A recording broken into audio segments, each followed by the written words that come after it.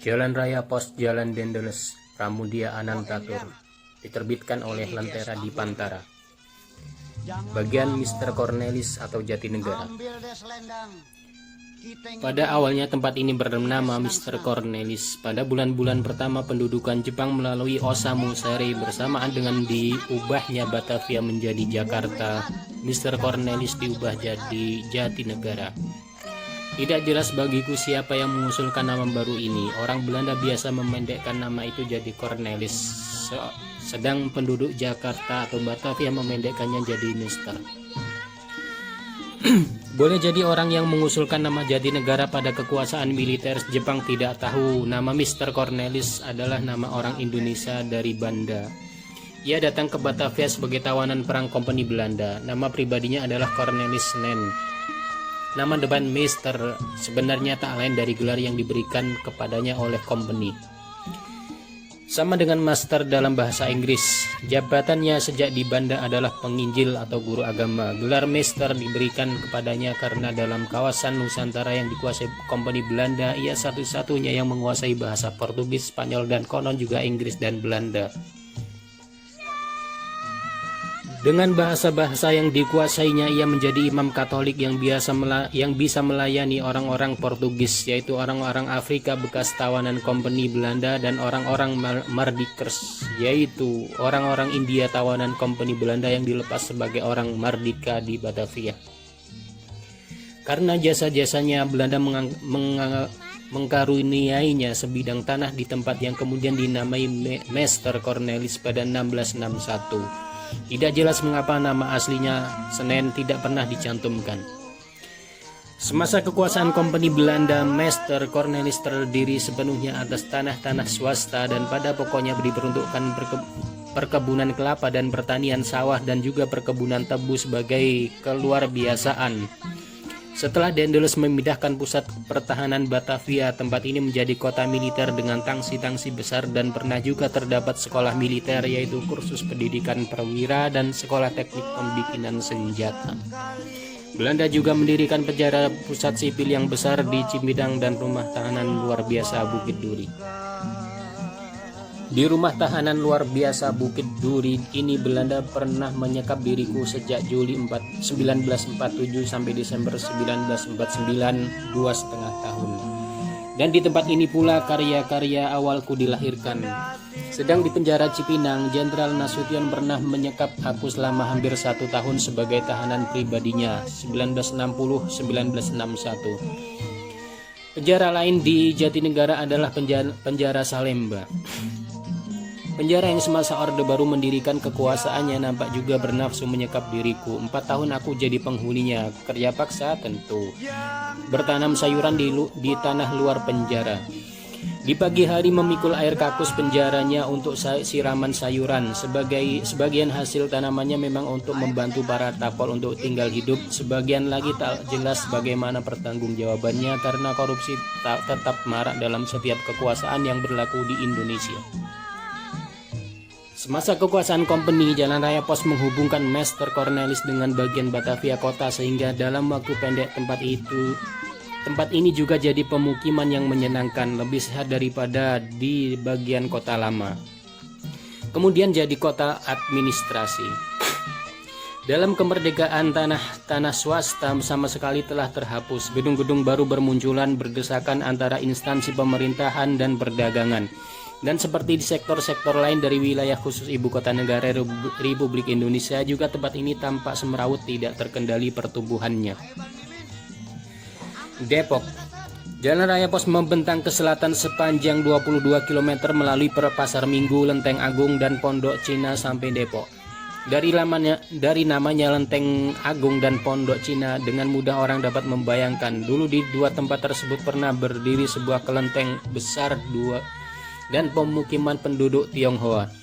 Wilayah kiri kanan jalan sampai Depok pun dahulu merupakan tanah swasta milik orang Eropa atau Tionghoa. Depok sendiri semasa kompeni Belanda alias VOC milik Charles Telaine, anggota Dewan Hindia alias Pemerintahan Agung Hindia yang dibelinya seharga 700 ringgit. Dengan surat wasiat tertanggal 13 Maret 1714, tanah swastanya ia serahkan pada budak beliannya yang beragama Kristen dan keturunannya, dengan syarat bahwa untuk selama-lamanya tanah tersebut menjadi milik dan garapan bersama tanpa boleh dijual, disewakan atau digadaikan. Syarat lain yang disebutkan adalah tak bolehnya orang Tionghoa tinggal di situ, tak boleh terjadi jual beli candu dan berjudi. Para budak yang dibebaskannya berasal dari Bali, Sulawesi Timur, dan lain-lain. Sejumlah kira-kira 200 orang. Mereka juga diperlengkapi dengan sekitar 300 sapi, 2 perangkat gamelan, serta 50 tombak berhiaskan perak dan beberapa barang lain. 200 tahun kemudian pada 1915, jumlah masyarakat bekas budak di Depok telah berjumlah 748 penduduk yang mempunyai hak atas tanah tersebut. Mereka menjadi masyarakat tersendiri di tengah masyarakat besar yang beragama Islam. Dari masyarakat di luarnya mereka menuntut dipanggil tuan seperti terhadap orang-orang Eropa. Untuk meningkatkan kekristenannya, pada Januari 1879 dibuka sebuah seminari. Dimulai dengan jatuhnya Hindia Belanda pada 1942, lebih-lebih semasa revolusi yang bersambung dengan kemerdekaan nasional, keeksklusifan masyarakat Kristen Depok tidak dapat bertahan terhadap perubahan politik. Juga status tanah mereka sudah tak bisa dipertahankan sesuai dengan surat wasiat Chastelain. Sebagian besar tanah-tanah pertaniannya telah menjadi wilayah pemukiman yang dihuni oleh para pendatang dari seluruh penjuru Indonesia. Kekristenan tidak lagi menjadi kekhasan penduduknya, dan semasa Orde Baru Depok juga berkembang menjadi kota universitas dan perguruan tinggi. Sedang di bidang administrasi sekarang menjadi kotif dalam Kabupaten Bogor. Buitenzorg atau Bogor. 22 km di selatan Depok, Jalan Raya Pos sampai ke Bogor. Semasa kolonial lebih dikenal dengan nama Buitenzorg, terjemahan dari Prancis Sans Souci yang berarti tanpa beban pikiran, santai saja. Pembangunan Jalan Raya Pos dari Batavia sampai sini diberitakan lancar saja, artinya tak diberitakan adanya korban yang jatuh. Bahwa tak ada korban jatuh rasanya tidak mungkin, karena dasarnya adalah kerja paksa, birokrasi company yang korup, dan pembesar-pembesar beli bumi yang sama korupnya. Jadi sama halnya dengan pembangunan jarak Anyer Batavia, aman-aman saja. Buitenzorg terkenal secara internasional karena kebun rayanya yang memiliki koleksi tumbuhan terkaya di dunia pada masa tertentu, menarik turis mancanegara dan dalam negeri sekaligus.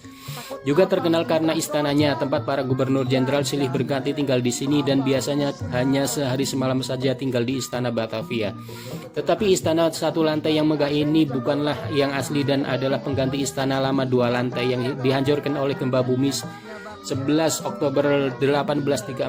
Istana satu lantai yang sekarang yang bermuka lebar dan mengesankan halaman rumput sangat luas dengan sekelompok rusa yang dilepas bebas merupakan kesatuan dengan kebun raya yang tidak kurang luasnya, dilengkapi dengan laboratoria dan lembaga pendidikan pertanian dan perkebunan.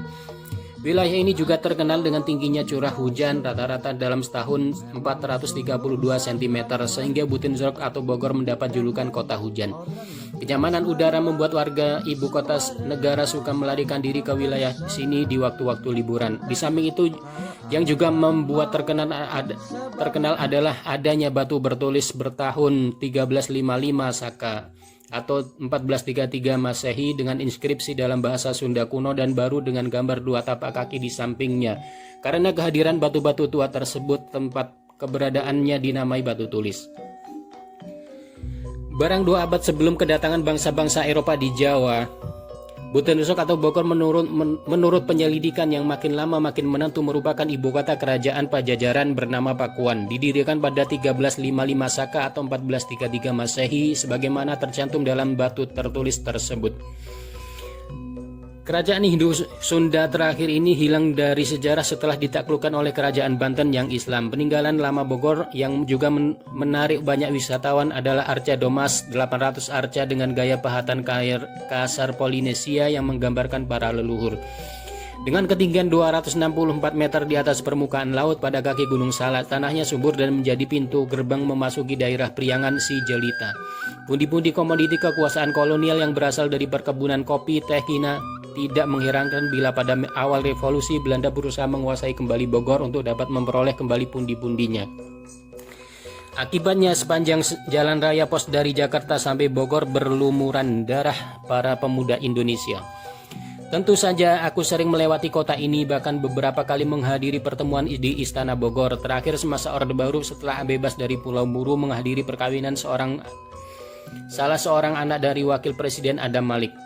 Di suatu sudut halaman istana berdiri patung wanita, si Denok Pahatan seniman Trubus, salah seorang seniman yang disayangi Bung Karno. Semasa Orde Baru membangun kekuasaannya melalui pembunuhan, penghancuran, dan perampokan, Bung Karno berusaha menyelamatkan jiwanya dari pembunuhan dengan jalan memanggilnya ke Jakarta. Tanpa banyak pertimbangan, ia berangkat ke Jakarta dari Solo dengan bersepeda motornya. Di tengah jalan ia singgah di tempat kelahirannya. Sejak itu tak pernah terdengar kabar beritanya lagi. Ia hilang hanya karena anggota Lekra, organisasi seniman pendukung Bung Karno yang dimusuhi Orde Baru. Trubus hilang di kampung kota provinsi kelahirannya sendiri, Jawa Tengah. Priangan. Meninggalkan Bogor berarti memasuki daerah Priangan Si Jelita, Priangan lain dari Jawa Tengah. Penduduknya etnis Sunda bila bicara laksana menyanyi. Tidak mengherankan bila kesenian rakyat di sini hidup, berkembang, kreatif, dan lebih dari itu komunikatif. Sebelum VOC mengacak di pedalaman Jawa, orang Sunda mereka namai Jawa Gunung, dan etnis Sunda memang menduduki tanah pegunungan dan puncak-puncaknya bertebaran seperti sedang melakukan rapat abadi. Kehidupan damai membuat Priangan seakan membuat penduduknya tidak pernah beranjak dari gunung-gunungnya. Mereka tidak menyukai kekerasan. Raja-raja memerintah di sini tidak bertarung satu sama lain untuk memperebutkan tempat nomor satu di atas dunia. Mereka beruni memecahkan kesulitan bersama melalui dialog dan persetujuan bersama. Dalam zaman Satria feodal yang biasa menulis sejarahnya dengan peperangan, tidak demikian di Priangan. Bisa dimengerti bila kerajaan Banten yang Islam dengan mudah dapat menyapu kerajaan Hindu Pajajaran tanpa susah payah. Dalam ofensif kedua terhadap Batavia 1629, bala tentara Mataram tidak mengulangi kekeliruannya dengan melakukan serbuan melalui laut. Pada tahun ini mereka mengambil jalan darat pesisir utara Jawa dan pegunungan Priangan. Sebelum dapat mencapai Batavia, mereka harus taklukkan dahulu para penguasa Priangan. Dan itu mereka lakukan tanpa hambatan karena Priangan memang tidak suka kekerasan. Ofensif kedua memang gagal juga, tapi justru para bupati Sunda harus membayar mahal pada Mataram. Dengan perasaannya dengan kehormatannya. Putra-putra mereka disandera ke Mataram, dijawakan tanpa lulus dalam bahasa dan sastra Jawa, Islam Mataram, seni gamelan dan tari, pewayangan dan perbendaharaannya. Mereka tak akan dapat kembali ke tempat kelahiran mereka, dan para bupatinya sendiri, raja-raja setempat Priangan, setiap tahun mereka harus datang ke Mataram khusus untuk mencabuti rumput alun-alun bagian utara Mataram sampai gundul, dan Panglima Mataram yang gagal dihukum mati dengan jalan mengecor mulutnya dengan cairan timah. Bumi Priangan dan masyarakatnya memang lain daripada yang di timurnya, Jawa Tengah, Jawa Timur, sampai Bali. Yang menulis sejarahnya dengan perang tanpa henti. Kekuasaan jadi tujuan dan pertaruhan dalam kehidupan, maka juga tidak mengherankan sewaktu Orde Baru mendirikan kekuasaan di Priangan tidak terjadi genosida. Bila terjadi 1-2 pembunuhan, tingkatnya hanya kriminalitas belaka. Kompeni Belanda memasuki wilayah Priangan tanpa susah payah, dan Priangan Si Jelita dibikin jadi pundi-pundi komoditi untuk membiayai kekuasaan dan keuntungannya melalui coffee stelsel alias tanam baksa kopi. Pada segi lain, masuknya kekuasaan orang-orang kompeni juga mengakibatkan pergaulan seks, menyebarkan darah Eropa dalam kehidupan pribumi. Kalau seorang pendatang terpesona oleh banyaknya kecantikan di sini, bukan suatu aib, nampaknya memang suatu kewajaran. Sampai-sampai matahari mata masyhur dalam Perang Dunia I adalah juga dilahirkan di bumi Priangan ini.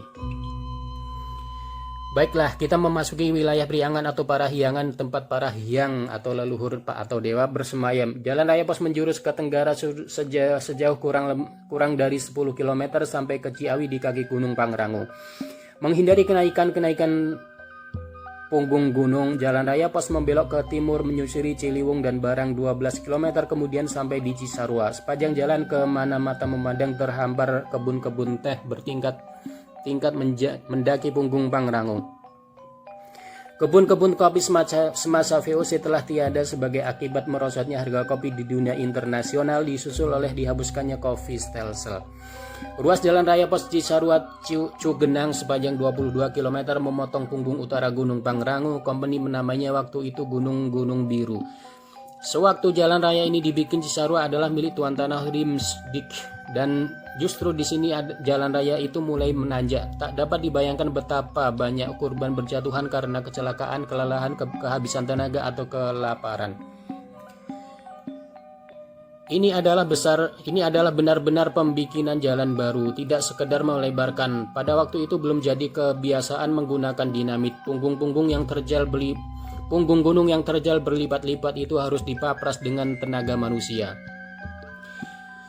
Memang sebelumnya Dendels telah mengirimkan perwira-perwira Zaini untuk melakukan penyelidikan dan perintisan. Bahkan setelah jadi pun kereta kuda tidak mampu melewatinya, jadi karena harus ditarik sepasang kerbau dan tentu saja sangat lambat.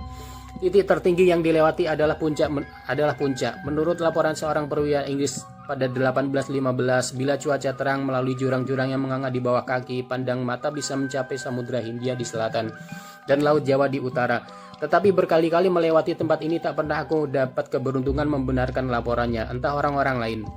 Sebelum sampai ke Cugenang, aku akan dilewati Cipanas. Tempat ini mendapatkan namanya karena di sini terdapat sumber air panas dengan suhu 43 derajat Celcius dengan kadar garam rendah. Juga di sini berdiri istana tempat Gubernur Jenderal bertetirah. Cianjur. Hanya menuruni beberapa kilometer ke lereng timur Gunung Gede dan orang-orang pun sampai ke Cianjur 460 meter di atas permukaan laut. Wilayahnya mempunyai keistimewaan alam. Di bagian utara sungai-sungai mengalir ke utara sampai ke Laut Jawa. Di bagian selatan mengalir ke Samudra Hindia. Kabupaten ini terkenal karena gending gaya Cianjurnya yang biasa dinamai Cianjuran. Baru sekali kusinggahi tempat ini hanya karena secara kebetulan bertemu salah seorang bekas tapol. Salah seorang pendiri Lekra yang sebelum peristiwa 30 September 65 dipecat dari semua jabatan organisasi. Ternyata ia tetap tegar seperti sebelum kehilangan jabatan organisasi sebelum peristiwa September, dan setelah belasan tahun dirampas kebebasan dan semua miliknya. Bukan soal kalah atau menang itu. Soalnya selalu benar atau tidak benar, adil atau tidak adil, katanya. Sewaktu terjadi pertemuan tersebut, ia sedang terlibat dalam suatu perkara. Dari orang tuanya yang telah meninggal, ia mendapat warisan sebidang tanah dan digusur orang. Beberapa bulan kemudian, ku dengar dari orang lain ia kalah perkara. Tentu saja ekstapol memang telah dibikin tak punya kepastian hukum sejak dirampas kebebasannya oleh Orde Baru. Lebih dari itu, kekalahan dan kemenangan di pengadilan pun bukan soalnya adalah benar atau tidak benar, adil atau tidak adil, dan kemudian aku pun boleh percaya bahwa ia masih tetap tegar. Tanpa ketegaran sudah lama tapol atau ekstapol mati merana, dan mungkin justru itu yang dikehendaki oleh Orde Baru atau Horde Baru. Dari Cianjur ke timur sejauh 40 km jalan raya pos mendatar dan mendaki lagi waktu memasuki Padalarang. Pada waktu jalan ini dibikin atau ditingkatkan, Padalarang masih berupa dusun yang tak berarti. Sekarang semasa Orde Baru kota ini biasa tercemar debu karena gempuran pada bukit-bukit kapurnya guna pembangunan. Cimahi, barang 3 km ke tenggara jalan raya pos sampai ke Cimahi. Sebelum 1913 tempat ini bernama Cikolokot. Perubahan nama terjadi setelah semasa pemerintahan Gubernur Jenderal Van Hees. Bandung ditunjuk jadi tempat pemusatan tentara Hindia Belanda. Dari Cikolokot dibangun tangsi besar Knil dengan rumah sakit militer yang juga besar. Sejak itu di Cimahi menjadi kota militer. Tak ada suatu kenangan padaku tentang Cimahi, tetapi sedikit tentang Padalarang. Itu terjadi menjelang akhir 1945. Sebagai serdadu berpangkat sersan mayor, aku mendapat tugas jadi kurir rahasia untuk menghubungi seorang mayor atau kolonel. Aku sudah lupa yang bermarkas di Padalarang. Perwira tersebut bernama Duyeh. Tak tahulah aku mengapa namanya tetap teringat olehku. Mungkin karena pada tahun-tahun terakhir hidupnya ia menjabat jadi direktur penerbit pembangunan. Dan beberapa bukuku diterbitkan di sini, maka ada kontak dengannya. Tapi di Padalarang pada 1945 sebagai rendahan aku tak dapat bertemu dengannya. Anak buahnya yang mau menyampaikan surat yang kubawa, aku harus menunggu di luar ditemani prajurit-prajurit yang lain. Dalam ngomong-ngomong dengan mereka, seorang prajurit bercerita tentang banyaknya garong merajalela di sekitar. Yang dimaksudkannya adalah kelompok-kelompok bersenjata yang tidak tergabung dengan tentara atau laskar. Dalam vakum kekuasaan, mereka melakukan perampokan di mana-mana, melakukan perampokan di mana saja bila dianggap tak ada penjagaan tentara atau laskar. Biasanya mereka bersenjata api pendek, senapan atau karabin pun digergaji larasnya menjadi pendek dan mudah disembunyikan. Itu untuk pertama kali kata garong kudengar jadi kutanyakan apa artinya. Jawabannya singkat dari gabungan Romus Sangamuk. Aku jadi terbelalak soalnya karena dulunya aku kira hanya di Jawa Tengah, di kalangan orang Jawa yang orang suka mengada-ada mengakronimkan kata-kata bila tak bisa memberikan keterangan yang pasti. Ternyata yang demikian juga terjadi di Priangan. Apakah ini pengaruh kejawaan Mataram atas para putra Priangan, atau memang juga terjadi pada suku-suku lain, tak tahulah aku. Atau karena pengaruh Mataram itu juga dahulu VOC menamai orang Sunda, orang Priangan, orang Jawa Gunung. Aku semakin tidak tahu. Bandung, tak sampai 5 km ke tenggara melalui lapangan terbang Andir, Jalan Raya Pos sampai ke Bandung dan di sebuah dataran tinggi bekas kawah purba. Ketinggian rata-rata 700 meter di atas permukaan laut. Kota Bandung sendiri semasa kolonial dimasyhurkan sebagai Paris Van Java, juga pusat kemiliteran sejak awal abad 20. Semasa Orde Baru memang bukan lagi pusat kemiliteran karena seluruh daratan Indonesia telah diduduki oleh militer. Tentu saja bukan militer kompeni, bukan militer Hindia Belanda, tetapi militer Orde Baru. Bandung, ibu kota Priangan semasa era kemerdekaan nasional, juga masuk di dunia sebagai ibu kota Asia Afrika karena disinilah untuk pertama kalinya diselenggarakan konferensi Asia Afrika 1955. Di sebelah utara dan sebelah selatan dataran tinggi berjajar gunung-gunung api yang telah lama mati. Tetapi di dalam kota Bandung sendiri berjajar bangunan-bangunan peninggalan kolonial dan bangunan baru semasa kemerdekaan. Di antara gedung-gedung terdapat sebuah yang diarsiteki oleh Bung Karno sendiri. Bandung juga dikenal sebagai kota lautan api karena semasa revolusi kota ini menjadi lautan api dalam mempertahankan kemerdekaan nasional. Priangan sejelita yang ribuan tahun hidup dalam kedamaian nyatanya tak segan berlumuran dan terbakar demi kemerdekaan nasional. Setiap orang Indonesia kenal lagu revolusi Halo Halo Bandung itu. Sekali-sekali juga diperdengarkan di forum-forum internasional. Bahwa Bandung terkenal juga sebagai ibu kota Asia Afrika memang bukan suatu kebetulan. Setelah usai Perang Dunia Kedua, Vietnam dan Indonesia tampil sebagai pelopor Asia Afrika yang membebaskan diri dari kolonialisme. Vietnam pada 15 Agustus 45 dan Indonesia 2 hari setelah itu 17 Agustus 45. Vietnam dan Indonesia telah membuktikan bangsa jajahan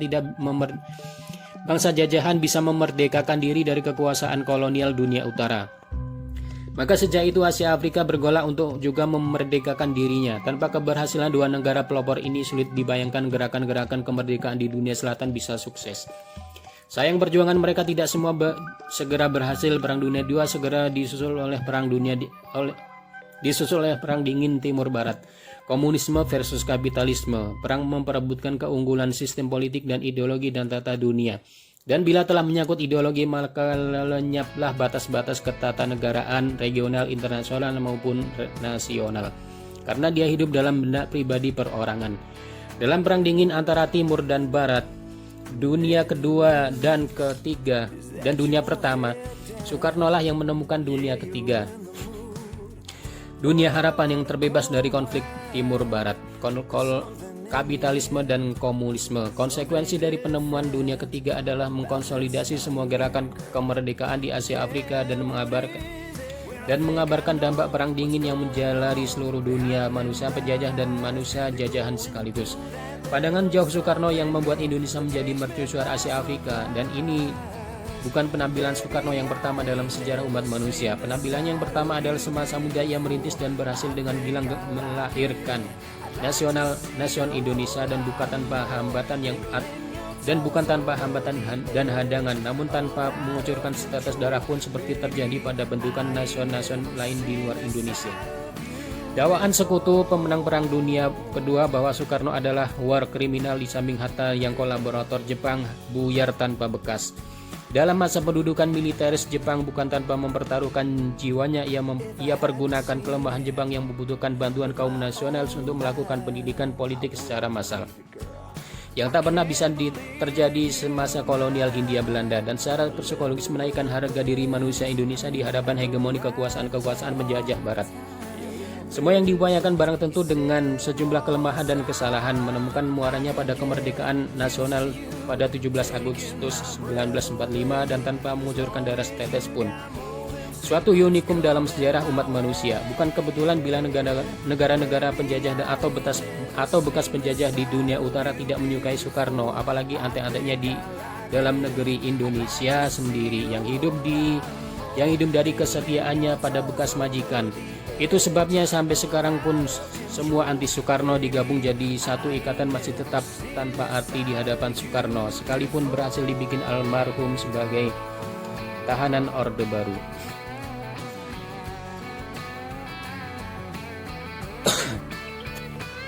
Gelar Bandung sebagai Faris Van Java jelas menerangkan bahwa sudah sejak semula tempat ini jadi tujuan wisata. Maka wajar-wajar saja bila lahir lagu puji-pujian yang dipersembahkan pada Mojang Priangan pada umumnya dan gadis Bandung pada khususnya, sebagaimana dituangkan dalam lagu melankolis Panon Hideng alias Mata Hitam.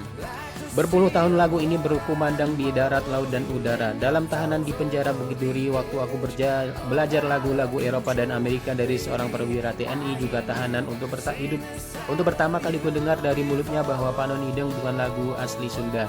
Itu nyanyian orang-orang Rusia putih imigran setelah terlanda revolusi Bolshevik. Kemudian ia menyanyikan dalam terjemahan Inggris berjudul For Over the Sea. Dalam pembuangan di Pulau Buru 1972, seorang organisator buruh sekaligus peserta pendiri Pertamina RBR Situmeang dengan alasan apa aku tak pernah tanyakan memberikan sanggahan. Yang benar bisa sebaliknya, For Over the Sea boleh jadi mengambil dari Panon Hideng melodinya. Sebenarnya tidak sulit untuk melacak mana yang lebih tua, tetapi masa penahanan dan pembuangan tak memberi kesempatan. Masa bebas pun ternyata juga tidak, karena disibuki hal-hal lain. Yang jelas pada tahun-tahun belasan abad ini memang ada beberapa orang Rusia putih yang bergerak di bidang panggung Indonesia secara profesional, tanpa penyelidikan secara autentisitas dan antisitasnya. Sulit menunjuk orang Rusia tersebut sebagai mata rantai penghubung. Bandung juga terkenal sebagai julukan Bumi Sangkuriang. Sangkuriang adalah tokoh pria yang mencintai wanita yang kemudian ternyata ibunya sendiri. Oedipus Rex gaya Sunda. Walau tidak banyak, memang ada legenda-legenda dunia yang menyusut jadi legenda setempat di Indonesia. Bagaimana Oedipus Rex sampai ke Priangan dan melalui jalan apa dan seberapa lama dalam perjalanan juga belum terselidiki sampai tuntas. Setidak-tidaknya Oedipus Rex juga menyusup ke sebelah timur Priangan di Jawa Tengah dengan nama lain. Bagiku sendiri, Bandung memang tempat yang tak dapat dilupakan, baik dalam hubungan dengan segala sesuatu, dengan konferensi Asia Afrika maupun pertemuan-pertemuan pribadi. Tetapi yang paling mengesankan adalah kejadian 4 tahun setelah konferensi tersebut, 1959. Waktu itu diadakan Konferensi Nasional Komite Perdamaian Indonesia. Pembicara utama tentu saja Bung Karno, Presiden Republik Indonesia. Kemudian juga Ruslan Abdul Ghani yang semasa rezim Soekarno mendapat julukan Jubir Usman, yang artinya kurang lebih juru bicara tentang ideologi negara. Aku mendapat giliran menyampaikan pikiranku khusus mengenai aspek budaya. Aku yakin pidatoku tidak punya sangkut paut dengan kejahatan atau semacamnya, politis atau ataupun sosial. Apa yang terjadi begitu turun dari mimbar, 3 orang tentara telah menyambut dan menyampaikan perintah menghadap ke Kodam Bandung. Kusanggupi akan datang dan mereka pergi. Langsung kutar istriku dari barisan kursi hadirin dan kubawa pulang ke Jakarta. Ternyata tak berhenti sampai di situ. Di Jakarta surat panggilan Kodam Bandung dimutasikan kepada Kodam Jakarta. Berkali-kali panggilan datang dan aku tak pernah berniat akan datang. Beberapa minggu setelah konferensi tersebut keterima surat lain dari Komite Perdamaian Indonesia. Menurut keputusan konferensi aku diangkat jadi anggota Dewan Ketua Komite bla bla bla. Sumedang. Sekitar 40 km ke timur, sedikit serong ke timur laut, jalan raya pos sampai di kota Sumedang, melalui lembah dan bukit pertemuan kaki gunung Burangrang dan Tunggul di utara dengan gunung Calancang di selatan. Mayor William Thorne, militer Inggris yang untuk pertama kali mengunjungi tempat ini dalam laporannya pada 1815 menulis kesan pertamanya secara singkat.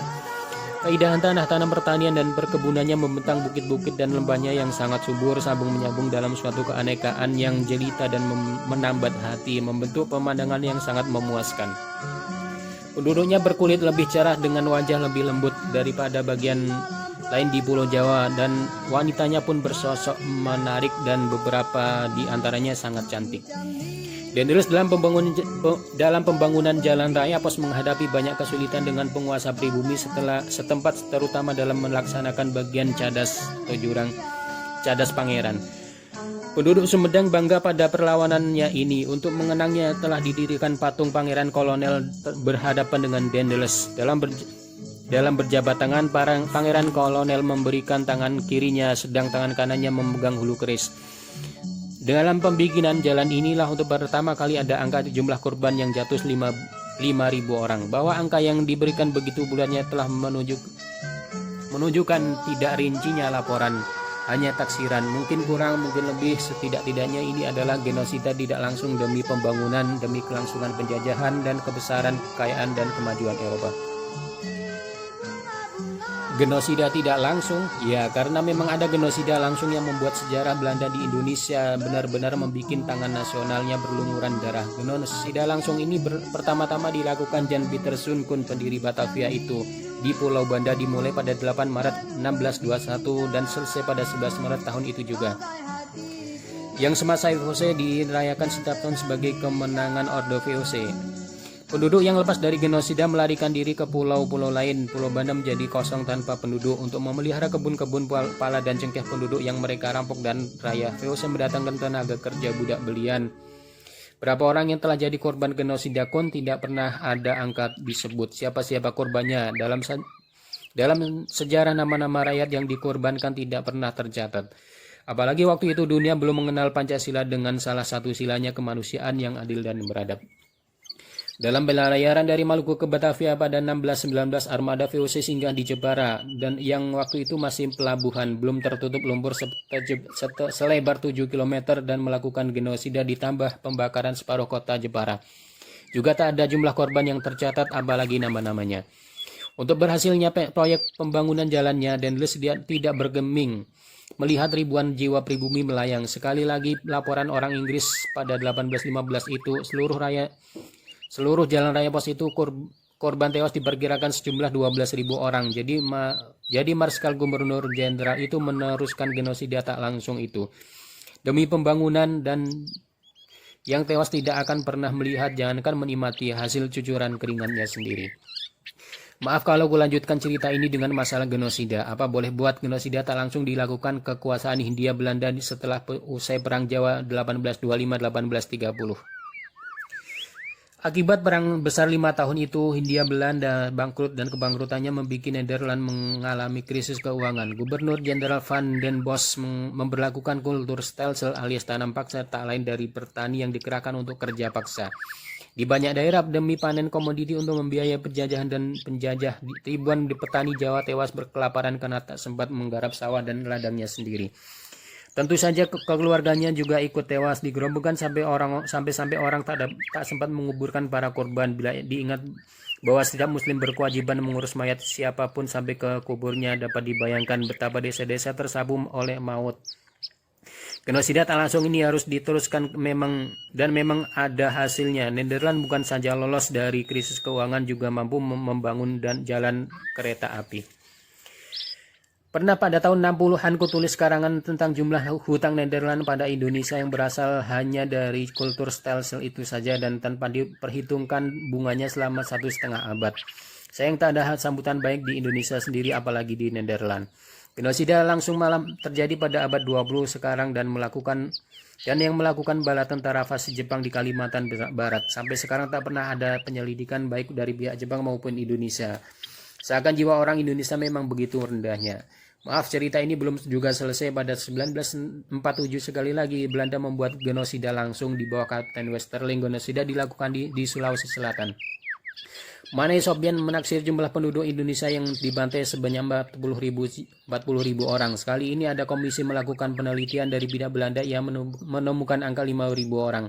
Benar atau tidak, tepat atau tidak, memang belum pernah teruji.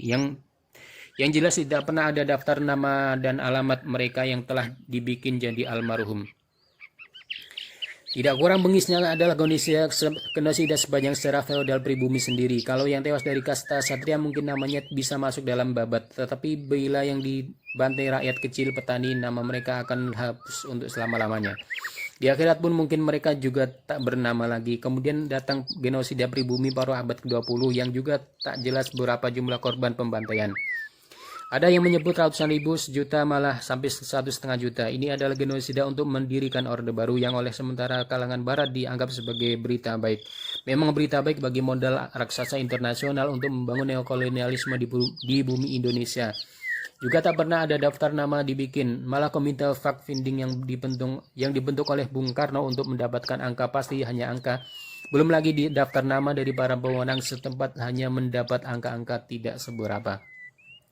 Memang diingat pada Sumedang langsung pikiranku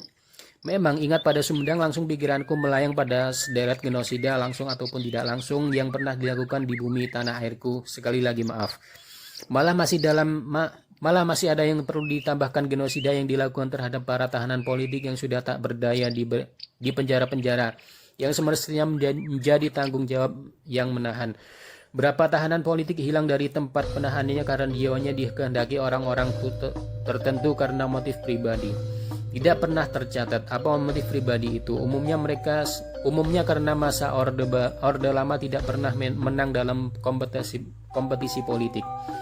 Dan dalam era Orde Baru atau Orde Baru justru orang-orang menjadi beruntung adanya peristiwa September 65 yang justru paling keras mengutuknya. Pernyataan wajah dan watak munafik yang melodramatis dan tragis komis sekaligus. Karangsembung meninggalkan Sumedang yang membuat kenangan terjerumus pada daftar kelabu dalam sejarah manusia Indonesia dan kemanusiaan sejagat itu. Jalan raya Pos Dendels menjulur berkelok dan bertikung ke timur lebih kurang 100 km ke Karangsembung, titik akhir tahap pertama pembangunan jalan ini. Sepanjang jalan tanahnya subur luar biasa.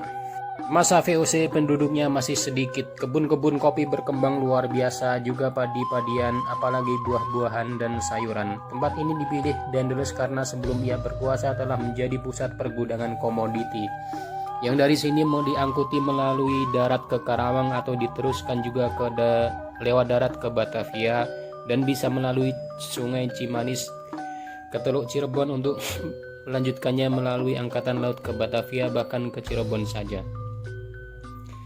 Sebelum jalanan ke Karangsembung selesai sepenuhnya, residen Cirebon dulu ditulis dan diajak dengan Cirebon. Mohon pada Dendels agar pembangunan diteruskan sampai ke ibu kota keresidenan Cirebon. Dan Dendels cukup hanya dengan mengangguk. Dengan dihapuskannya kultur stelsel dan monopoli Hindia Belanda, kemudian disusul dengan dihapuskannya kopi stelsel, Karangsembung kehilangan vitalitasnya, terdesak oleh kota pelabuhan Cirebon. Cirebon sejak semula memang kota bandar internasional, terutama menjadi tempat membongkar dan melepas jangkar bagi kapal-kapal dagang Cina dan India. Kota bandar ini terletak pada lekukan terdalam Teluk Cirebon yang lebarnya tidak kurang dari 35 km. Dibatasi oleh Tanjung Tanah di utara dan Tanjung Bangkaderes di tenggara. Barat daya bandar dilatar belakangi oleh Gunung Ciremai dengan ketinggian sedikit lebih dari 3.000 meter. Sebuah gunung api yang sudah lama mati, namun kadang masih mengeluarkan asap di musim-musim tertentu.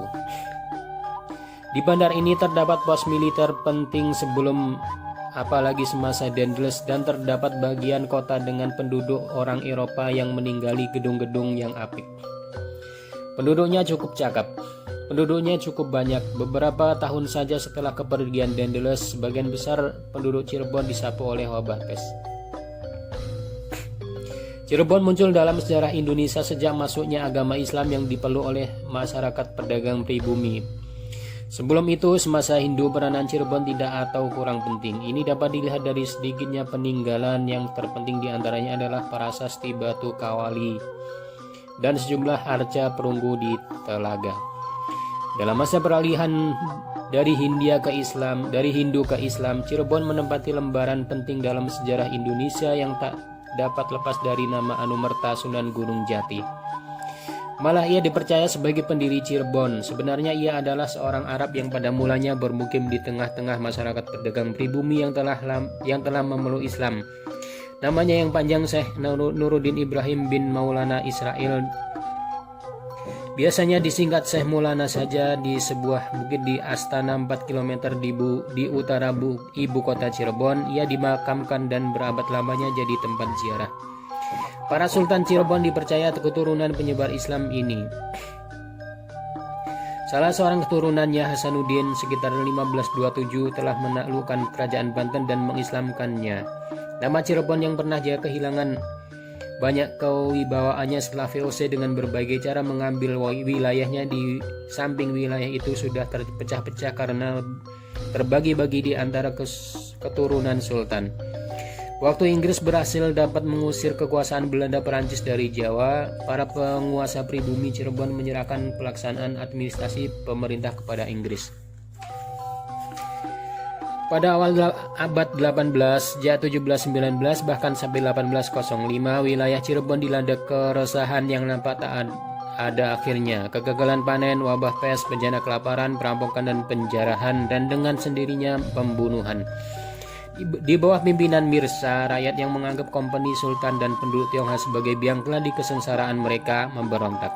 Pemberontakan ini ditindas pada 1778, tetapi pada 1793 rakyat Cirebon kembali angkat senjata melawan semua kekuasaan yang menindasnya. Mula-mula pemberontakan ini terjadi setempat saja, tapi kemudian menjadi pemberontakan umum. Kekuasaan kompeni tidak mampu membendung meluas dan meningkatnya perlawanan. Hanya melalui bujukan perlawanan itu bisa dipadamkan, menyebabkan para pemimpinnya Sidung, Arisim, dan Suwasa dapat ditaklukkan. Untuk menghindari kemungkinan bangkitnya lagi perlawanan rakyat, Daendels melarang orang Tionghoa tinggal di pedalaman. Semua bentuk penyewaan tanah dihapus, penyanderaan terhadap mereka yang tak mampu membayar hutangnya juga dihapus. Kewajiban membayar upeti dalam bentuk barang natural dibatasi sampai tinggal kopi dan kapas. Walau beban rakyat pada kekuasaan yang memerintah sudah susut, perlawanan bangkit lagi pada 1808, 1811, dan 1816. Walau dalam skala kecil dan tak ada hubungan satu dengan yang lain. Masih dalam usaha untuk menangkis ketidakpuasan rakyat, Daendels menyunat kekuasaan dan wilayah para Sultan Cirebon untuk lebih mengurangi beban rakyat.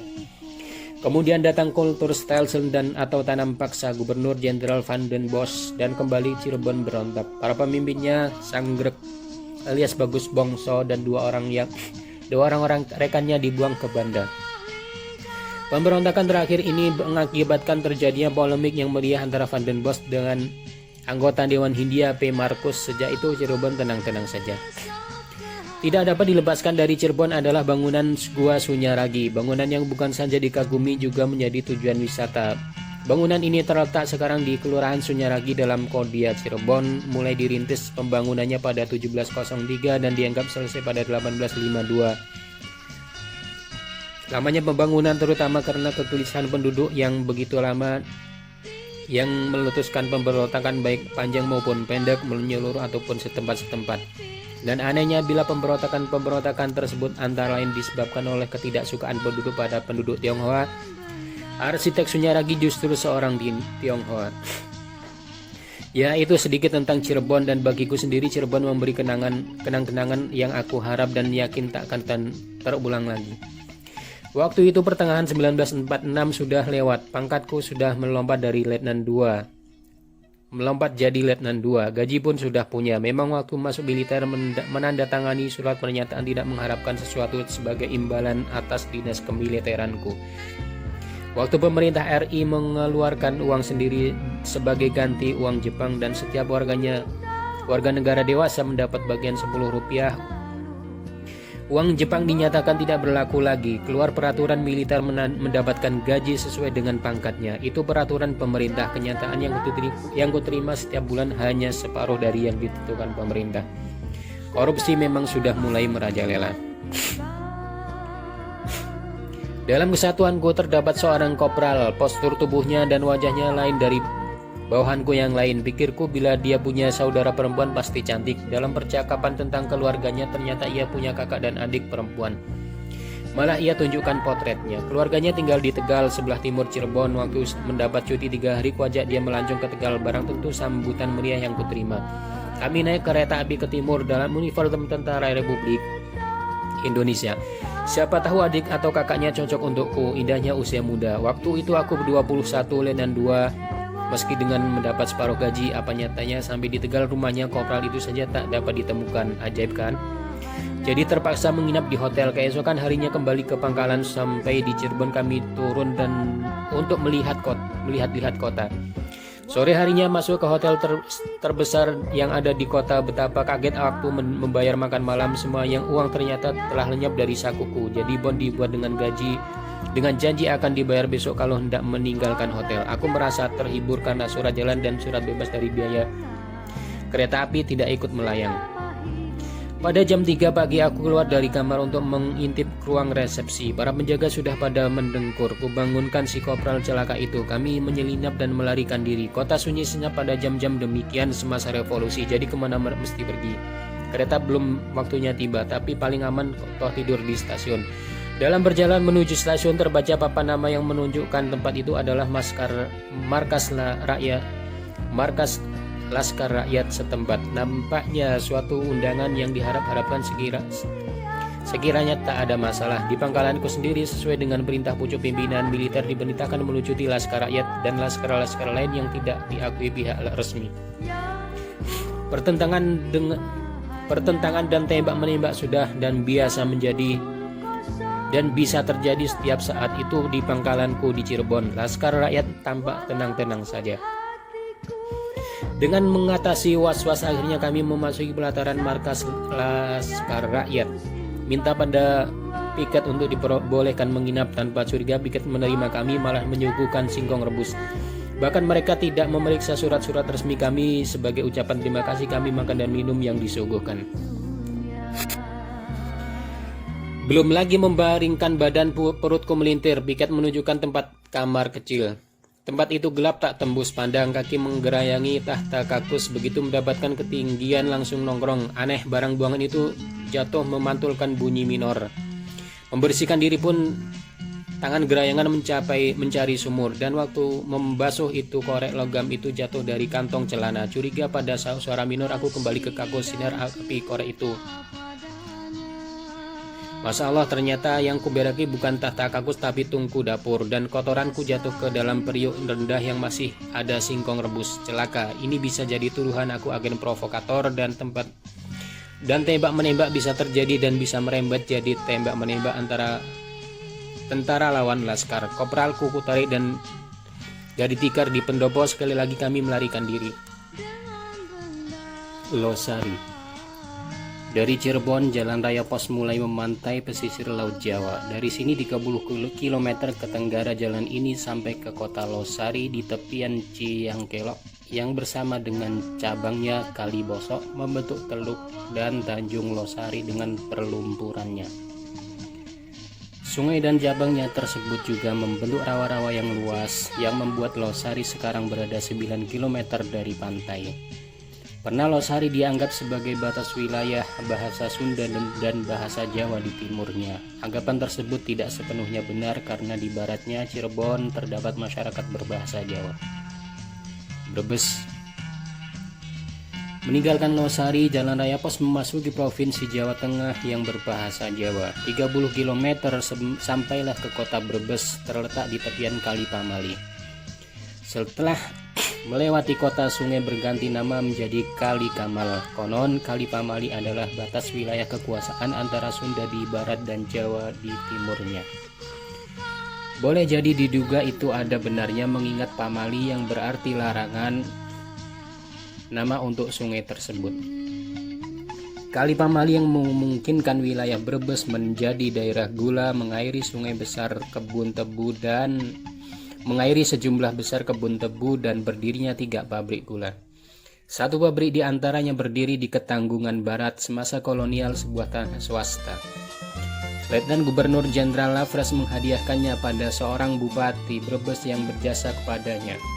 Sebagian tanah tersebut kemudian ditebus kembali oleh pemerintah kolonial, sedang sisanya telah pecah belah dijual pada perorangan. Dalam era kemerdekaan nasional, keswastaannya sudah tidak berbekas lagi. Tegal. Meninggalkan Brebes berarti juga lambat laun meninggalkan Tanjung atau ujung Brebes. 11 km kemudian setelah jalan raya pos mulai mendekati pantai, tibalah orang di Tegal. Terletak di hampir terdalam garis teluk lebar, tanahnya subur dengan menghasilkan aneka ragam hasil bumi yang melimpah. Tidak mengherankan bila sebelum dan semasa Dendels, kota-kota pantai pesisir terutama Tegal menjadi mangsa perompak yang datang gelombang demi gelombang. Dengan dalih melindungi keselamatan penduduk, VOC mendirikan benteng, sama seperti di kota-kota pantai Laut Jawa selebihnya. Baik sebelum maupun setelah ofensif Mataram ke Batavia 1629, Tegal adalah gudang beras Jawa Tengah dan memasok ke bagian timur Nusantara. Juga dalam mengekspornya, para pedagang antar pulau selalu harus waspada terhadap bajak laut, bajak lanun. Mereka itu begitu beraninya. Dapat dipastikan lebih baik mati daripada menyerah, sehingga sekali dua juga mereka serang kapal-kapal Meriam Company. Sebaliknya, VOC menamai lawan-lawan yang beroperasi di laut bajak atau perompak. Keamanan di darat Tegal dilakukan oleh polisi-polisi pribumi berseragam dan berpeci biru, bersenjata kelewang dan pistol berkuda dinamai Jayeng Sekar. Pasukan ini berada di bawah perintah masing-masing kepala distrik, tetapi di ibu kota Karesiden di bawah pejabat-pejabat kulit putih. Kota dibelah oleh jalan raya pos dari timur ke barat dan oleh Kali Gung di selatan ke utara sampai ke Laut Jawa. Dahulu muara sungai menjadi tempat berlabuh kapal-kapal antar pulau. Tetapi lumpur yang di bawah sungai membentuk gosong-gosong sungai yang menghalangi pelayaran. Karena gosong-gosong yang selalu muncul sehabis dikeduk, pemerintah kolonial kemudian membangun kanal memindahkan pelabuhan yang terpisah dari Kaligung. Konon orang Tionghoa sudah bermukim di kota bandar ini sejak sebelum abad 10. Bisa dipercaya karena posisi Tegal sebagai gudang beras dan sampai bangkrutnya VOC dan berganti menjadi Hindia Belanda, Tegal tetap mengekspor beras dengan pelabuhan sendiri yang sudah tersedia. Dalam ofensif Mataram pada 1628 dan 1629, Tegal lah yang diperintahkan Mataram menyediakan beberapa kapal pengangkut dan panglimanya sekaligus. Kegagalan ofensif tersebut membuat Laut Jawa sepenuhnya dikuasai Kompeni Belanda. Tak bisa lagi kapal keluar atau masuk dari dan ke Jawa tanpa izin VOC. Kapal-kapal Meriam menjamin agar peraturannya mempunyai kekuatan. Dengan kata lain, inilah blokade terhadap kerajaan Jawa di pedalaman, kemerosotan golongan menengahnya yang sinonim dengan pedagang antar pulau dan pemilik kapal, terhalau dari wilayah-wilayah pelabuhan karena terdesak oleh para pedagang penetap Tionghoa yang bertindak sebagai pengumpul dan eksportir. Tanpa terasa ofensif gagal Mataram lambat laun menggiring golongan menengah pribumi ke pedalaman. Dalam sastra Jawa, babak sejarah ini dipatrikan dalam kisah percintaan antara Roro Mendut, perawan pati yang ditawan Mataram, dengan Pronositro, anak seorang pedagang antar pulau dari daerah pesisir. Sekitar 200 tahun kisah ini memukau masyarakat Jawa tanpa pernah mendapat sorotan dari sudut sejarah. Semasa kolonial, jalan raya pos selain membelah kota juga menjadi batas rasial. Di sebelah utara jalan menjadi pemukiman Eropa, sebagian selatannya pemukiman Tionghoa, dan di luar dua-duanya baru pemukiman pribumi. Setelah Kompeni merasa kokoh menguasai Tegal, bentengnya diubah peruntukannya menjadi penjara sampai jauh di alam kemerdekaan nasional. Tegal tak dapat dipisahkan dari peristiwa sejarah yang sebagai kelanjutan dari jatuhnya Laut Jawa ke tangan Kompeni, juga merasuknya kekuasaan Kompeni ke pedalaman wilayah Kerajaan Jawa. Beberapa kilometer di selatan kota Tegal terdapat makam Tegalwangi, makam Amangkurat yang setelah wafat mendapat julukan Amangkurat Tegalwangi, terhalau oleh pasukan pemberontak Trunojoyo yang seperti air bah menerjang dari Surabaya ke Mataram. Ditinggalkan oleh para pangeran dan perabot kerajaan, Amangkurat melarikan diri ke utara dengan tetap mengukuhi kebesarannya sebagai raja, berkendara gajah dengan mengangkuti pusaka keraton sebagai alat legalitas kekuasaannya. Ia menuju Tegal untuk minta bantuan VOC. Itu terjadi pada 1677. Sebelumnya pada tahun itu juga benteng yang dibangun Trunojoyo di Surabaya jatuh ke tangan Belanda pada 13 April 1677 dan terampas lebih 100 meriamnya. Tak ada jalan baginya daripada meneruskan pemberontakan ke barat menghalau Amangkurat dari istananya. Kakak Amangkurat dalam pelarian tak pernah mencapai tujuannya. Di tengah jalan ia tak mampu lagi naik gajah sehingga harus ditandu. Putra mahkota yang meninggalkannya menyusul dan menemukannya, dan justru putra yang satu ini yang paling tidak dipercayainya di antara semua putranya. Menjelang wafat, padanya ia serahkan semua yang dapat dibawanya, lari kekuasaan atas Mataram dengan semua pusaka sebagai tanda legalitasnya. Naik jadi raja dengan gelar Susuhunan, ia hidup di bawah bayang-bayang kekuasaan VOC dan memulai memanggil gubernur jenderal. Di sini gubernur jenderal Spilman dengan eyang yang berarti kakenda yang mentradisi sampai jatuhnya Belanda pada 1942. Pekalongan, 60 km terus ke timur jalan raya pos mencapai Pekalongan. Meninggalkan Tegal, jalan mulai menjauhi pantai. Terjauh dari pantai waktu sampai di selatan ujung Comal, sebuah tanjung yang menjorok tajam ke laut terbentuk oleh endapan Kali Comal, salah sebatang sungai besar di Jawa Tengah. Dalam membangun jalan menuju ke Pekalongan, para pekerja paksa menerobos hutan belantara yang tidak sehat. Inggris lagi yang memberitakan korban yang tewas 4.000 orang waktu menerobos membuat jalan raya ini. Untuk waktu lama Pekalongan dianggap berasal dari kata kalong. Selanjutnya katanya Pekalongan dianggap berarti tempat kalong. Orang yang membantah anggapan tersebut adalah pengarang Jawa Purwolelono. Memang berasal dari kata kalong, katanya hanya bukan jenis binatang, tapi dalam arti tempat.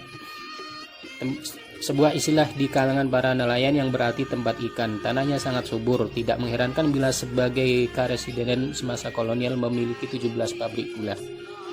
Pabrik-pabrik tersebut satu demi satu didirikan sejak awal abad 19.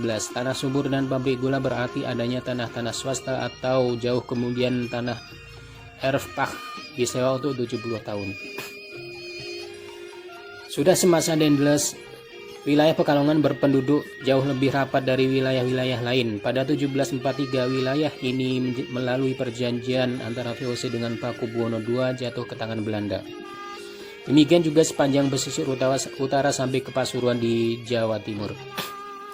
Sama dengan daerah pantai utara pada Laut Jawa, juga sungai-sungai melakukan penumpukan lumpur di muaranya, terutama Kali Pekalongan, sehingga mengganggu pelayaran, malahan juga mengakibatkan besar ombak di pantai. Pekalongan dari dahulu juga masyhur di bidang kerajinan tangan, mungkin lebih masyhur daripada gula dan kopinya, dan terutama untuk kepentingan ekspor. Salah satu komoditi khas Pekalongan adalah batik gaya pesisir. Pernah juga menjadi pengekspor bebek panggang yang sekali mengalami kemerosotan tidak pernah bangkit lagi. Di dalam kota, ibu kota, berdiri monumen 3 Oktober 1945 untuk memperingati pertempuran melawan Jepang pada 3 Oktober sampai 5 Oktober 1945 antara pemuda bersenjata tajam dan bambu runcing melawan tentara Jepang dan Kempei yang bersenjata api. Pertempuran itu terjadi karena Jepang menunda-nunda perundingan dan mempersiapkan jebakan. Pada 3 Oktober 45, perundingan dapat dilaksanakan. Tengah-tengahnya perundingan tentang pengambilan kekuasaan dan penyerahan senjata di markas Kempei Pekalongan. Pihak Kempei dari luar gedung melakukan penembakan dengan mitralyur pada para pemuda yang mengepung markas. Sekaligus 35 orang pemuda tewas. Itulah awal pertempuran di Pekalongan. Bentrokan berlangsung beberapa hari. Dengan turun tangannya Sudirman dari Purwokerto dapat dihentikan pada 7 Oktober dan dengan demikian kekuasaan pemerintahan Jepang beralih ke tangan Indonesia. Militer Jepang ditarik seluruhnya ke Purwokerto. Pelabuhan Pekalongan yang dahulu pelabuhan dagang semasa kemerdekaan nasional menjadi pelabuhan perikanan nasional. Nasibnya sama dengan pelabuhan-pelabuhan lainnya di pantai utara Jawa, pelumpuran. Pelabuhan Pekalongan sendiri terancam endapan lumpur yang dituangkan oleh 4 sungai yang bermuara di pantainya. Volume pelumpuran 80 sampai 110.000 meter kubik per tahun. Produksi laut dalam bentuk ikan memang cukup menonjol sejak dahulu sehingga tempat ini dinamai Pekalongan. Berdasarkan ini dibangun pabrik pengalengan ikan pada 1980.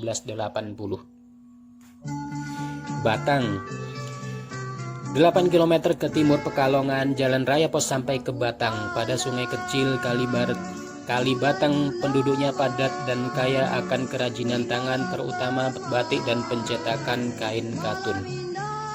Weleri 40 km selanjutnya ke timur adalah Weleri, ibu kota daerah yang subur menghasilkan tembakau, padi, kopi, dan kapuk, dan barang tentu tebu dengan 2 pabrik gulanya. 10 km sebelum sampai ke Weleri, jalan raya pos mulai menjauhi pantai utara Jawa, melintasi kaki Tanjung Korowelang yang nampaknya dibentuk oleh sejumlah sungai yang mengalir ke utara dari lereng utara Pegunungan Sentral Pedalaman. Di antaranya adalah sungai besar yaitu Kali Bodri. Kendal meninggalkan Weleri, jalan raya pos menempuh arah timur laut mendekati pantai menuju Kendal. Wilayahnya menjangkau pegunungan sentral Pulau Jawa yang memiliki beberapa sumber air mineral yang mengandung yodium. Penangkapan ikan dilakukan besar-besaran di sini. Kendal lah terutama pemasok ikan bagi kota besar Semarang. Tetapi untuk mencapai Semarang, ibu kota Jawa Tengah, jalan raya pos meninggalkan pantai utara karena tertumbuh oleh rawa-rawa pantai yang luas sepanjang 30 km penuh sampai ke Semarang. Maka jalan agak dilengkungkan ke tenggara, itu pun tidak langsung membelah kota Semarang, tetapi sedikit di selatannya. Dahulu Semarang terletak di pinggir pantai dan menjadi bandar internasional sebelum bangsa-bangsa Eropa datang dengan muara Kali Garang yang dapat dilayari. Pelumpuran berabad membentuk rawa-rawa pantai tidak sehat yang menceraikannya dari kota sampai sekarang. Sejak dahulu Semarang adalah kota genangan Kali Garang. Untuk menyelamatkan kota yang berkembang di bidang ekonomi, industri, dan administrasi, Belanda memotong sungai ini sebelum memasuki kota dalam bentuk kanal. Dalam bentuk kanal banjir menjurus lurus ke utara sampai ke laut dinamai banjir kanal barat karena di timur kota juga digali yang lain, banjir kanal timur untuk membuang luapan Kali Gempol. Namun ruas Kali Garang yang memasuki kota tetap mengancam Semarang jadi daerah genangan di musim hujan. Ruas sungai ini dinamai Kali Semarang. Secara periodik, biarpun telah ada kanal banjir di barat dan di timur, Semarang tetap terkena banjir 30 tahunan. Sampai sekarang belum ada kesepakatan tentang asal nama Semarang. Para sejarawan Cina dan Indonesia juga belum mendapat kesepakatan. Toh Semarang tak bisa dilepaskan dari nama Sampotoalang atau Chenghu atau Chenghe, laksamana besar Cina yang dengan armada besar dari 26 wakang atau kapal layar besar dengan 1000 awak setiap kapalnya melakukan pelayaran 7 kali ke barat Cina dalam abad 15. Cerita tentang laksamana Chenghu yang hidup di negeri-negeri yang pernah dikunjunginya juga termasuk Sampokong atau Gua Sampo. Di Bukit Simongan, Semarang, 3 orang pengikut Chenghe dalam pelayaran-pelayaran yang menulis laporan tidak pernah menyebut pernah singgah di Semarang. Tetapi tempat-tempat di Jawa yang pernah disinggahi adalah Sunda Kelapa, Tuban, Gresik, Surabaya, Majapahit, tetapi tidak Semarang. Karena kuatnya dongengan tentang adanya kunjungan tersebut, boleh jadi semasa kedatangannya kota ini belum bernama Semarang, mungkin juga tanpa nama, hanya tempat mendarat karena sesuatu keperluan. Konon orang Tionghoa yang dianggap leluhur biasanya untuk menghormatinya didirikan kelenteng di tempat pertama kali ia mendarat. Demikian juga halnya dengan Sampotong yang kemudian dibangun menjadi kelenteng, tempat orang-orang Tionghoa dan keturunannya bersembahyang memanjatkan syukur pada Sampo karena perlindungannya. Setiap tahun baru Imlek selain sembahyang syukur di Sampotong diadakan pawai barong juga yang alegoris. Anehnya dalam dongeng tersebut yang oleh sejarah tak tercatat singgahnya Chenghe ke Semarang, muncul versi lain bahwa jurumudi Chenghe lah yang mendarat. Ada beberapa alasan pendaratan yang tetap aneh mengapa yang dipilih untuk tempat singgah adalah gua atau tong. Bahkan nama Semarang pun ada yang menganggap berasal dari Sampotoalang. Sedang versi pribumi menganggap berasal dari akronim pohon asam yang jarang. Baik, kita tinggalkan kelenteng Sampo yang juga terkenal dengan nama gedung batu ini. Setelah jauh setelah jatuh ke tangan VOC atau Kompeni Belanda pada 15 Januari 1678, maka mulai 1743 Semarang menjadi tempat kedudukan gubernur pantai utara timur Jawa. Semasa kekuasaan Daendels menjadi kedudukan kepala Lamdrostam dan semasa Raffles menjadi kedudukan residen. Kompeni pernah membangun benteng sepanjang pantai kota. Konon bukan dimaksudkan untuk menghadapi musuhnya dari laut, tetapi untuk menghadapi perlawanan dari pedalaman. Jadi sebagai benteng terakhir sebelum meninggalkan darat, benteng-benteng ini telah dihancurkan dan pemusatan militer dipindahkan ke pedalaman Ambarawa. Bagiku sendiri, Semarang meninggalkan kenangan tidak penting. Pertama, semasa kanak-kanak dibawa ibuku berlibur khusus untuk melihat Dukder, pasar malam tahunan yang berkaitan dengan bulan Ramadan. Pengalaman kedua adalah semasa Jepang 1942-1945. Bila pulang ke Blora dari Jakarta menginap di sini, di sebuah hotel kecil beberapa kali dan selalu jadi rayahan kutu busuk. Sekali dalam melawatan di kota ini untuk meneruskan perjalanan dengan kereta api cepat ke Jakarta, terpaksa antri karcis selama 2 hari 2 malam. Karena tak dapat menahan jengkel, ku datangi loket dan ku perlihatkan kartu pegawai domai dalam tulisan kanji yang aku sendiri tak bisa baca. Kanji ternyata jadi kunci. Penjual karcis di loket menanggapi dengan setengah pekikan, lah ini mengapa tidak diperlihatkan sejak kemarin? Ini karcisnya, dan dengan demikian aku mendapat tempat aman di kereta api. Itu semasa Jepang. Semasa revolusi tentu lain lagi. 2 bulan setelah proklamasi, tepatnya 14 Oktober, Jepang menolak menyerahkan senjatanya pada para pemuda. Dan itu awal pertikaian bersenjata. Pertempuran dengan Jepang tidak hanya terjadi di kota, juga merambah ke tempat-tempat di luar kota dan sekitarnya. Markas militer Jepang di Bojong dapat ditaklukkan dan dikuasai para pemuda. Tetapi Tangsi Jatingaleh tidak menyerah. Hanya setelah perundingan menghasilkan dijamin keselamatan bagi militer Jepang, dan pihak Indonesia mendapat seluruh senjata dan amunisi yang masih dalam kekuasaannya. Pertempuran terhenti. Ternyata Jepang tidak menepati janji. Senjata dan amunisi yang diserahkannya tidak sebagaimana harusnya. Apalagi setelah militer Jepang melucuti polisi dan penjaga reservoir air Siranda. Pertempuran yang meledak lagi mengakibatkan seluruh jumlah militer Jepang ditawan pemuda. Sedang yang berhasil meloloskan diri menggabungkan diri dengan yang masih bermarkas di Jatingaleh. Kemudian mereka meninggalkan markas, turun ke kota dan melancarkan serangan. Mereka menyerang markas pemuda pos kepolisian. Sebaliknya pemuda menyerang markas Kempetai. Markas pemuda juga kena gembur. Pemuda berada dalam posisi terpojok. Bala bantuan pemuda yang datang dari luar kota Semarang menghalau militer Jepang. Sambil mundur mereka melakukan bumi hangus, tapi akhirnya toh mengakui kekalahannya dengan mengibarkan bendera putih dan mengajak berunding. Ini terjadi pada 19 Oktober 45. Pada waktu itulah tentara Inggris datang dan merampas semua senjata Jepang. Peringatan pertempuran 5 hari diabadikan dalam monumen Tugu Muda di depan gedung Lawang Sewu. Sedang gedung Kempetai di Simpang 5 kini dijadikan Museum Kodam 4 di Bonegoro. Gedung Lawang Sewu yang semasa kolonial adalah kantor perusahaan kereta api dijadikan markas Kodam 4 di Bonegoro. Gedung ini dinamai Lawang Sewu karena memiliki banyak pintu. Semarang dalam Orde Baru juga mencatat perkembangan penting. Pelabuhan Semarang yang sudah dari dahulu terus-menerus terancam pendangkalan sehingga perlu dibantu dengan pembangunan dermaga yang jauh menjorok ke laut, dan itu pun masih memerlukan bantuan tongkang atau kapal tunda. Ini telah dibangun menjadi pelabuhan samudra dengan nama Tanjung Emas. Semasa Mataram telah menjulur jalan raya ekonomi dan diplomasi antara Semarang dan Mataram walaupun tidak diperkeras. Melalui jalan ini Mataram mengekspor beras dan mengimpor kain katun cetak berwarna dari India. Dengan dikuasainya Laut Jawa oleh VOC, Mataram mengganti kain impor cetak dengan kerajinan batik yang berkembang semasa pemerintah Amangkurat II.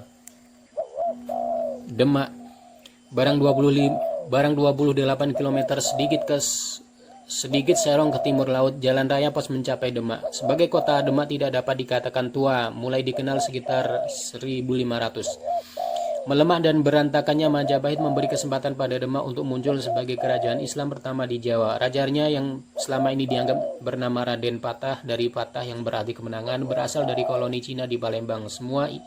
Semula ia bernama Jinbun. Masyarakat Jawa yang kuat terpakukan pada kehidupan kemasyarakatan yang hierarkis vertikal mempunyai kepercayaan kuat. Tak mungkin seseorang bisa menjadi raja tanpa darah raja dalam tubuhnya.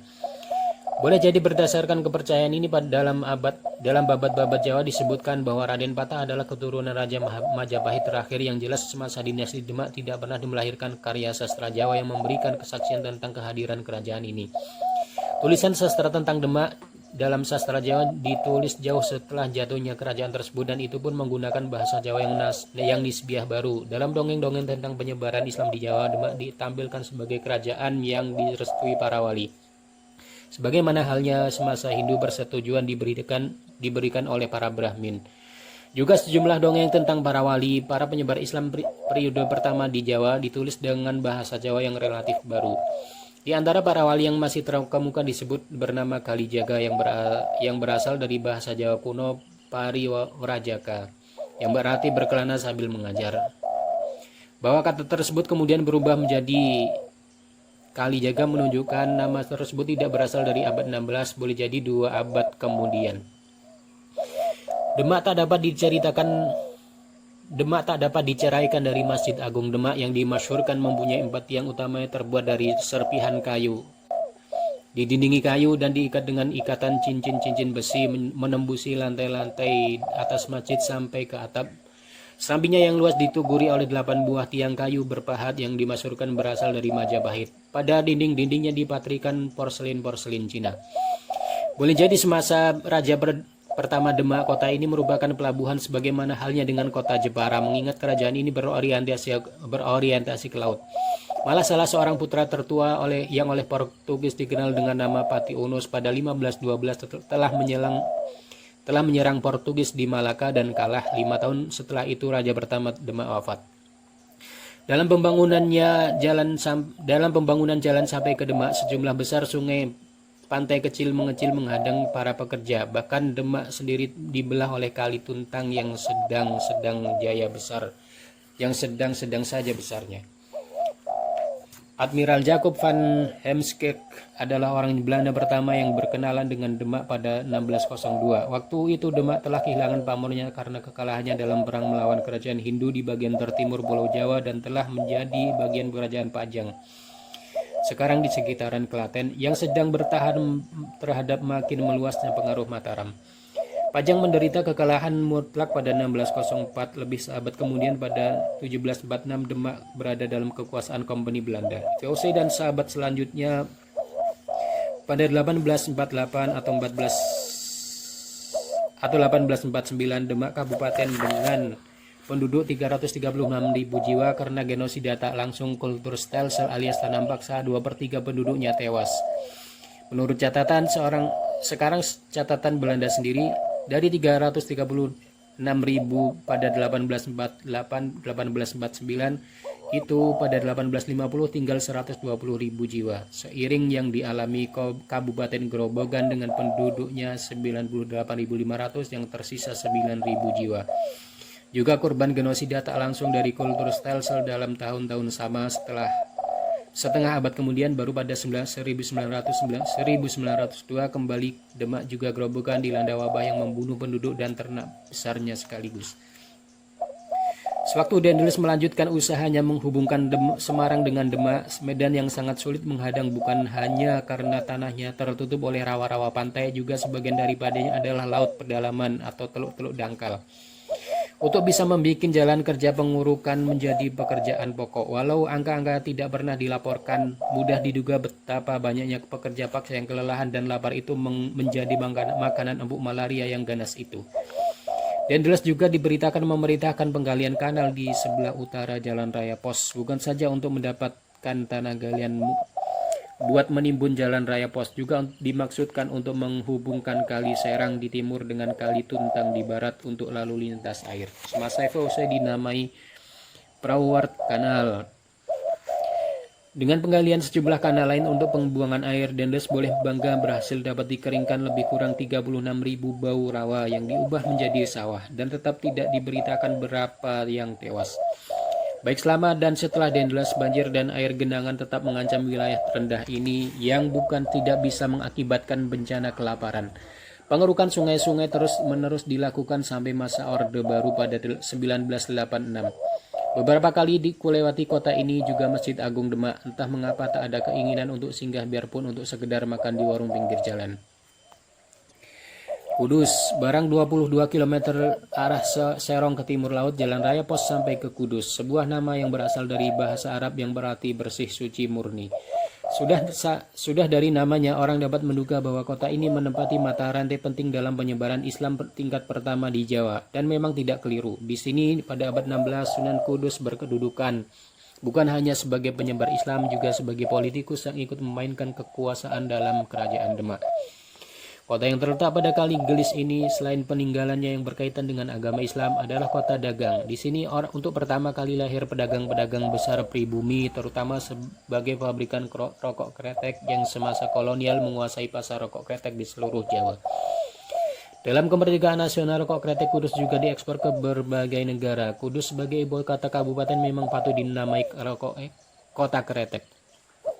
Dari 80.000 penduduknya pada 1980, 43.268 orang diantaranya adalah buruh pabrik rokok kretek.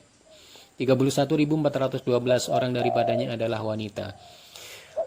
Kudus juga memiliki pabrik gula dari golongan tertua di Jawa yaitu di Rendeng.